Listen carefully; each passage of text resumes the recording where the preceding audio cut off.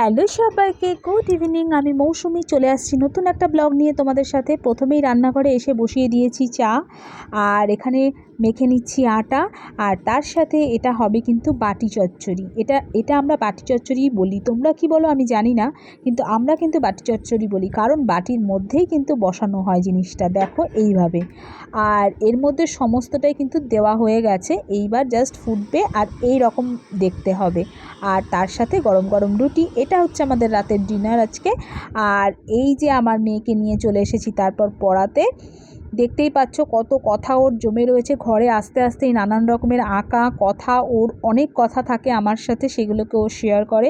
আর ওর কথা জানো তো, মন দিয়ে না শুনলে ভীষণ রেগে যায়। আর সেই জন্যেই ওর সাথে কিন্তু আমি একটা সুন্দর সময় মানে কাটাই। হ্যাঁ, আর শুনতেও বেশ ভালো লাগে, আমাদের ছোটোবেলাগুলোকে আমরা ফিরে পাই।